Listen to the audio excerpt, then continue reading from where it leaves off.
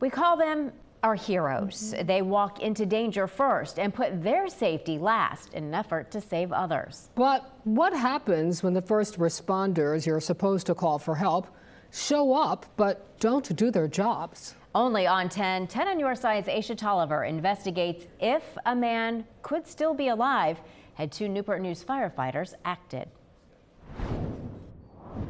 It was a shot spotter alert on October 15th, 2023 that first sent Newport News police and firefighter medics to Garden Drive. When they got there, they found 39-year-old Quandrell Williams of Smithfield with a gunshot wound behind this home. Williams was transported to a local hospital where he died 10 days later. That's the story the city shared with the community. But the story 10 on your side uncovered might lead one to question why the city didn't share more. On March 4th, we received an anonymous email. It claimed a man who was shot wasn't transported for medical treatment immediately upon arrival of first responders. Rather, the message alleges the victim was left to sit there for nearly an hour with no medical care at all. We went to work to see if there was any way this could be true. Dozens of emails, phone calls, information requests, and door knocks later, we connected it to Williams' homicide case. All ultimately leading us to this interview with Police Chief Steve Drew and Interim Fire Chief Wesley Rogers, where for the first time, they're admitting some of the allegations made in that email did happen. When medics responded and they found Mr. Williams, they declared Mr. Williams deceased. After some time of being on the incident, they realized that Mr. Williams was not deceased. We had a lot of questions. What made them believe he was dead? Did medics attempt any aid? And what did they tell the family? Neither Rogers nor Chief Drew would go into detail, saying this was an active criminal investigation. But they did say what occurred was in no way what should have. I just would like to say that the employees on that incident, the senior providers, did not live up to the standards of care that are accepted by the Newport News Fire Department and the City of Newport News. Sources close to the fire department say Williams laid on this porch alive for close to 40 minutes with a gunshot wound to his head before he was transported to Riverside Regional Medical Center. Court documents say he was pronounced brain dead on October 25th and taken off life support. We've got to make changes moving forward if that's what we got to do, but as an organization, we got to be better. The whole situation was captured on Newport News Police body camera. While we asked to see it, citing the investigation, the city wouldn't release it. So what really went wrong?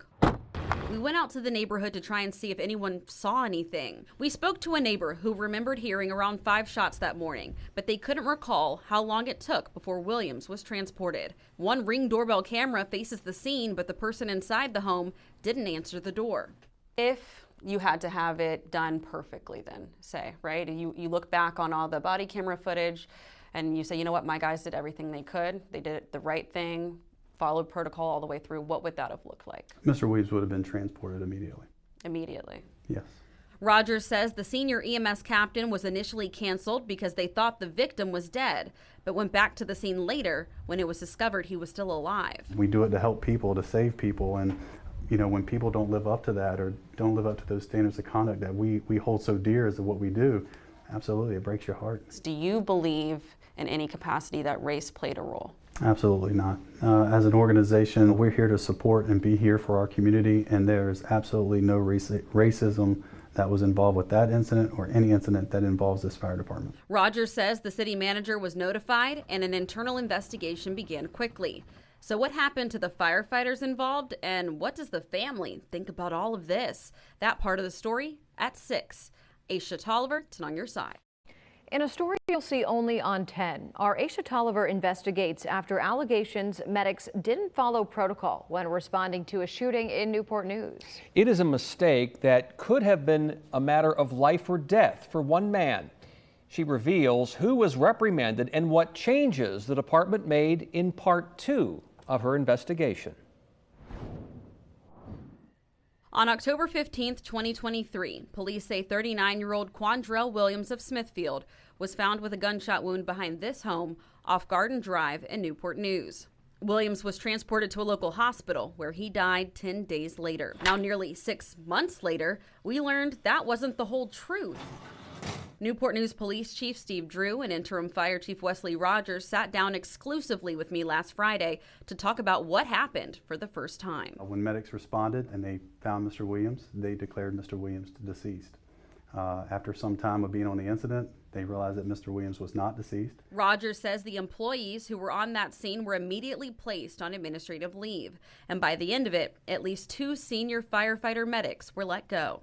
Why not reprimand everyone that responded and didn't stop and say, hey, something's not being done right? Those employees, everybody on that scene through the internal investigation went through the discipline process. While steps were taken to investigate what happened within the fire department, we learned police didn't sit down with Williams' family to talk about the delay in help until 10 on Your Side got involved. Williams' sister says now the family is aware and working on it, but didn't want to say anything further.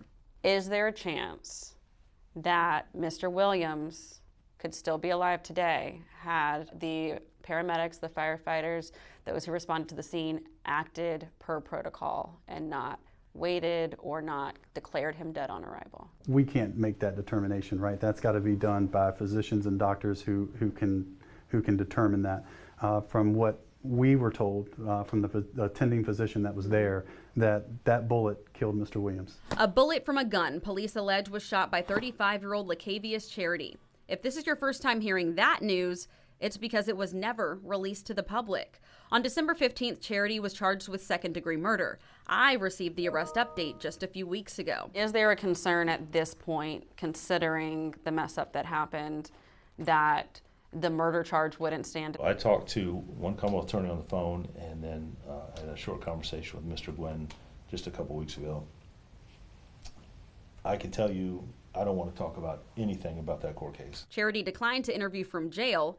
Rogers and Chief Drew say the situation had nothing to do with a cover-up. We knew that the family was going to see it in the courtroom, that they're going to see everything. So that's the time to address it, is to make them aware of that prior to them walking into a courtroom and seeing it for the first time. Rogers says all of this has led to operational changes, starting with the most senior medical officer always responding to those types of calls. That individual was responding to the call, but they were canceled upon the DOA assignment. Rogers says they were able to hire an operational medical director as well, who gives them the authority to practice under their license. I have to be able to talk about what happened, and I don't want to hide anything for the sake of the family, the sake of everybody involved, and for the citizens of this city. Rogers also says the Virginia Office of EMS was made aware early on of the findings. Right now, we're still working to learn if the certifications of those involved were revoked. It's also important to note firefighters are not criminally or civilly protected. But as of now, there are no criminal charges filed against anyone who responded at this time. People that wear this uniform, we don't always get it right. But our job is to be better tomorrow than we are today, and we should be better today than we were yesterday. I'm Aisha Tolliver. It's On Your Side.